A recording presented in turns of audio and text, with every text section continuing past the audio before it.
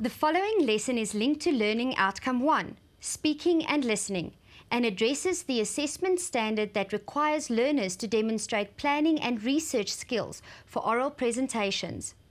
Learners should be able to use familiar rhetorical devices such as rhetorical questions, pauses, and repetition, and use and respond appropriately to tone, voice projection, pace, eye contact, posture, and gestures.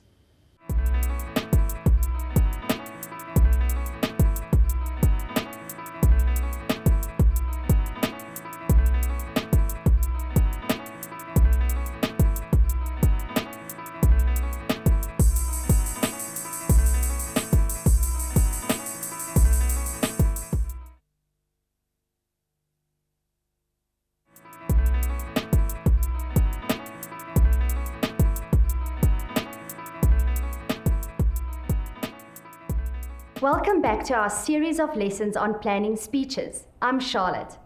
So far, we've looked at planning speeches that are logical and well structured, and writing effective introductions and conclusions. But writing a speech is only part of the battle. A speech still has to be presented. So in today's lesson, we will be focusing on delivering a speech.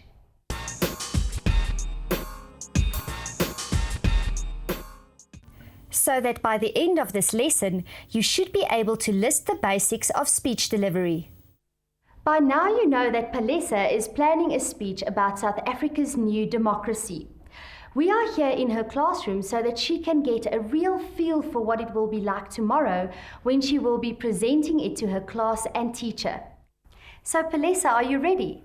Not really. I think my speech is ready, but when I think of standing in front of a class and speaking, my legs turn to jelly. Well, just like every other aspect of speech making, there are some key points to keep in mind that might help.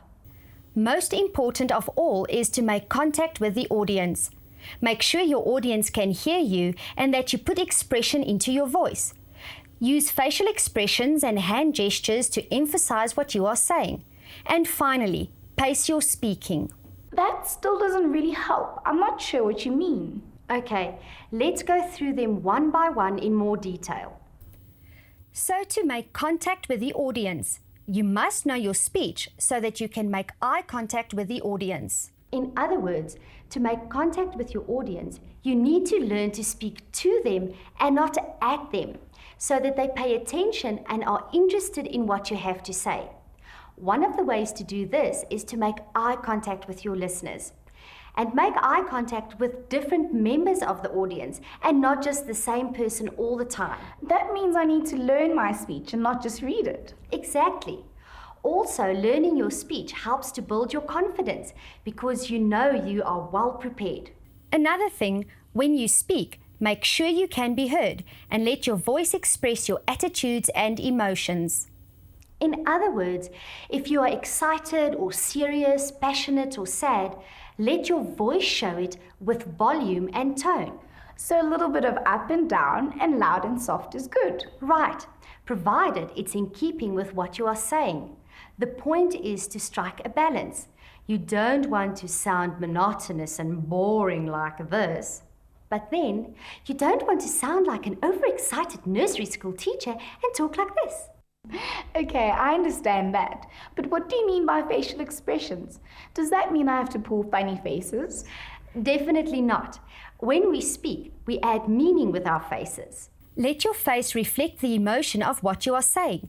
Keep your body still, but emphasize key points with hand gestures. Okay, but my teacher's always on about how we need to stand still. I agree. Things like swaying from side to side while you speak is annoying to watch and makes your audience feel seasick. Also, fiddling with the cue cards you refer to is a dead giveaway that you are nervous. But appropriate gestures will help you to make your points. What's an appropriate gesture? Well, firstly, you might want to point to a visual aid. Secondly, you may want to occasionally raise your hand to make a point.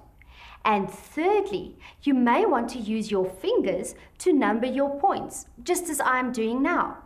But remember, you will lose the effect if you use too many hand gestures.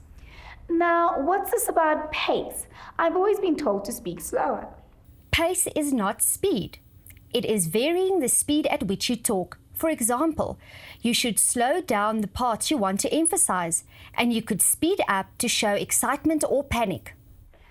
Don't confuse pace with speed. It's a mistake a lot of people make. Pace means a change in speed at the right moment. In normal speech, we change the quickness or slowness of our speaking all the time. You should try to do this when you're delivering a formal speech. You should even plan to do it beforehand. For example, you should plan the parts you want to emphasize in order to slow them down. So sometimes I can go a bit slower and then speed up. But I mustn't sound like a runaway train or speak so slowly that the audience goes to sleep. Now you're getting the idea, but it's one thing to talk about what you should do and another to actually do it. Let's watch another learner as she presents her speech, and we'll see if she sticks to the guidelines we've been discussing.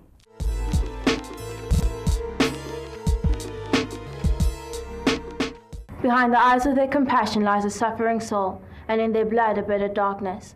The death of their connection lies between the shards of sudden panic from choking on their life. You always see them smile, but beneath their skin is pain, a blackened heart filled with fear. Within the depths of their depression, they're pleading for help, but you don't see what lies beneath. You just see a smile on a face with bright eyes. Their message of help is written in code, hidden in those words, "I'm fine." Depression is a sickness, a mental disorder, characterized by feelings of worthlessness, guilt, sadness, helplessness, and hopelessness. In contrast to normal sadness or the grief accompanying the loss of a loved one, clinical depression is sadness without any apparent reason and is persistent and severe. It may be accompanied by a variety of related symptoms, including disturbances in sleep and eating, punishment, withdrawal, and inactivity. Also recurrent thoughts of suicide and death, sometimes leading to suicide. Wow, that was really good. Yes, and did you notice how she used the guidelines we spoke about? And did you see how confident she was, the relaxed way she stood, and the way that speech cards were only used when necessary? Most people get really nervous when they have to speak in public. So, the thing to do is to hide that nervousness with a confident attitude and an easy, relaxed way of standing. Also, the notes you refer to should be written on postcard-sized pieces of card, not big flapping sheets of paper. And you should know your speech and only refer to your notes to remind yourself of what you want to say next. The only information on those cards should be keywords and phrases, so you know what to say next. This will ensure that you don't just end up reading your speech if you get nervous. To get some tips and advice, we spoke to Tim Modise from SAFM and Douglas Kruger from Toastmasters.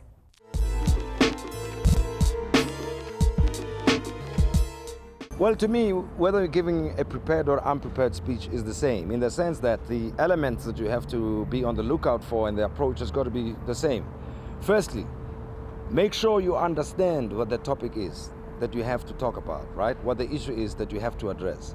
You have to be clear in your mind, because sometimes if you misunderstand the topic, you can go on and on and on and talk, only to find that you're talking past people or above people's heads or in a very irrelevant manner. That is point number one. Number two, decide up front what your message is going to be in your speech. Then outline that message at the very beginning of your speech, illustrate the point, paint a picture, reinforce the views that you are going to, that emphasize the point you are making, and in conclusion, go back to where you started and say to people, as I was saying at the very beginning, and I have outlined in my speech, I still contend that such and such and such is the case. What methods should you use to win your audience over, to actually entice them and win them to your side? Well, I'll tell you what you don't want to do. Don't come across as arrogant. The funny thing is, when we are up there and speaking, we tend to want to show off, to show how clever we are, how good we are at our speeches. Strangely enough, audiences don't usually like that. What audiences do like is just a human being who's able to be humble and talk with them. A good speech is like a good conversation. So to win an audience over, bare your soul. Show who you are as a human being. You don't have to get too dramatic. You don't have to stand up there and show off and show what you can do. If you're a clever speaker, that's excellent. Show it in subtle ways. Talk to people as if you were having a conversation. Be warm and friendly. It's always the best way. One question that'll always come up as you prepare your speech is, should I use speech cards? Well, it's actually up to you. Personally, I prefer not to use them. I find they get in my way. But if you do use them, here are a few tips. Keep them simple. Don't write out your entire speech on the cards. Just use key words here and there. The problem with writing out your entire speech is as you look down, you're trying to read, and it distracts the audience and it breaks your communication with them.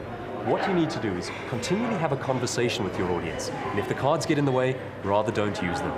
But most speeches are not that complicated that you actually need speech cards. If you can remember the 3 or 4 major areas that you're going to talk about, the big points, then go on without them. In fact, it's sometimes an advantage to do that because you come across as more natural. When you're forced to look down at your cards, you break that eye contact with your audience. That's why I prefer not to. Well, practice and practice and practice like in all other things. And also control of yourself, because when you speak in front of people, you have to do so in a very controlled manner. You have to pay attention to the mood of the people, to the message that you're trying to convey. And quite frankly, it's not everybody who can really become an accomplished speaker in front of people. Well, Palesa, now that you've heard the theory and seen it put into action, are you ready to give it a go yourself? Okay, I'll try the first part of my speech and then you can tell me what you think. Cool. I am a child of the new South Africa, born to a land of beauty and diversity, born to its rich soil, raised in the bosom of Soweto and Johannesburg, cradled by its people and emancipated by the spirits of great heroes. Who could be better experts on the subject of South Africa's new democracy than my generation? After all, we are the children of South Africa's democracy. Who and what we are is the result of 10 years of freedom. I come from the generation defined as the born frees. The definition of a born free is given by Karen McGregor as the generation that entered the world or spent their formative years after apartheid began to crumble in 1990. That was excellent for a first try. You've made speech cards, and I see that you know your speech quite well, but it needs a bit of spice. You are telling me that you were born in South Africa, and as a member of the born free generation, you're a child of freedom. But I don't see this passion coming through. I'm not sure how to sound more passionate. Well, let's look at your introduction section by section and see where we can add a bit of life. In Palesa's first paragraph, she introduces herself in very strong and beautiful terms. She paints a picture of herself as the product of South Africa's new democracy. There are powerful words, so her body language and facial expressions should match. Then Palesa goes on to ask a rhetorical question. She doesn't expect the audience to answer these kinds of questions, but she does need to give them time to reflect on the point of the question. And the way to do this is to pause after the question. Sometimes a second or two of silence is more powerful than words. In the final part, Palesa says that she is now going to consider what it means to be a member of the born free generation. Now this is an important point. It is the topic of her speech, and the way to stress it is to speak slowly and clearly. Okay, should I give it another go? Absolutely. Practice makes perfect. In fact, this evening when you get home, I want you to say your introduction in front of a mirror.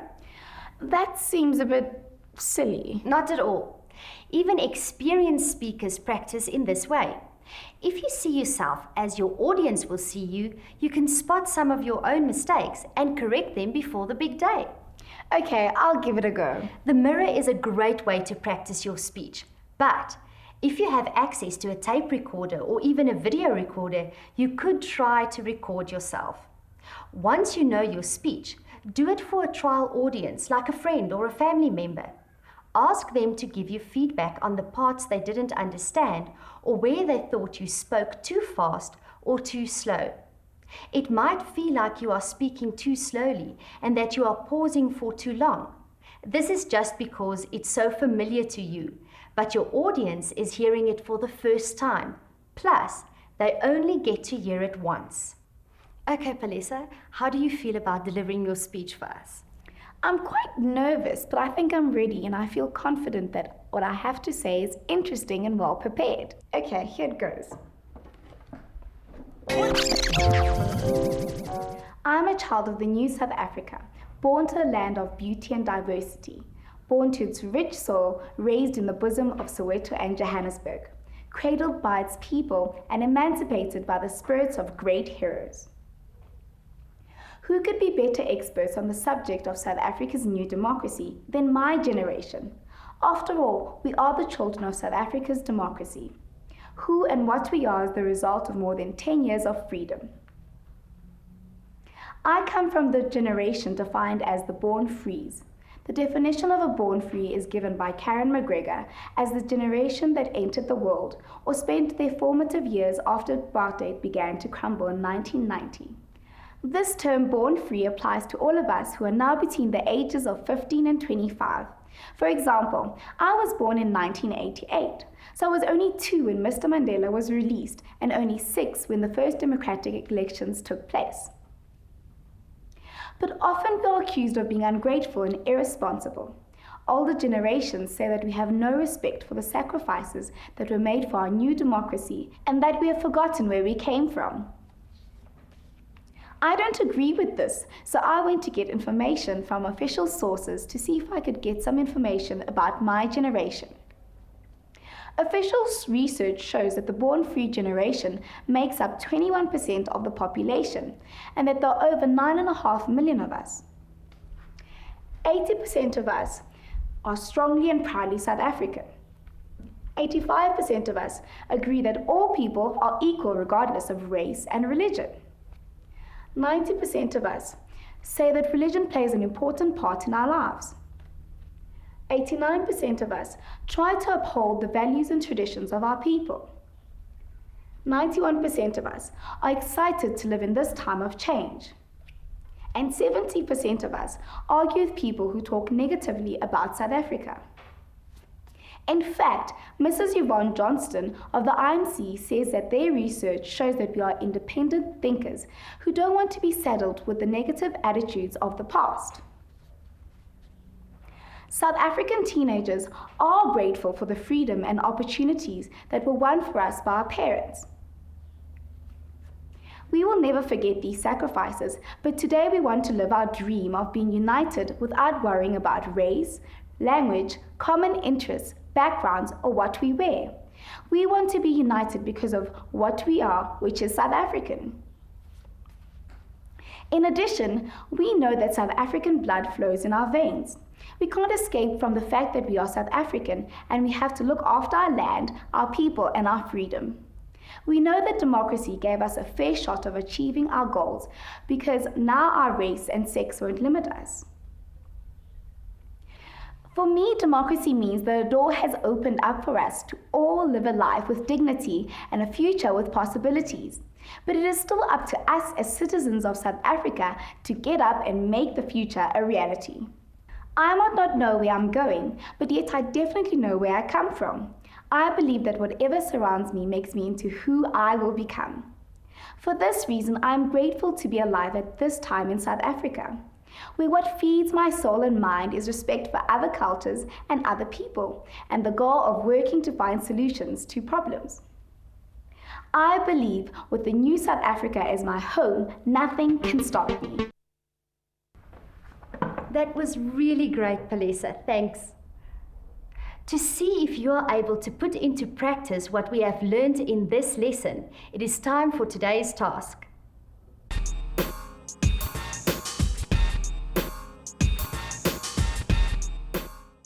If you have been finishing the tasks given throughout this series of lessons, you should have written a complete speech by now. So, put the keywords of your speech onto cards and practice in front of a mirror. As you do this, make sure you follow today's advice for delivering a good speech. Why don't you join me for our final lesson in the series when we will learn about unprepared speaking? Cheers!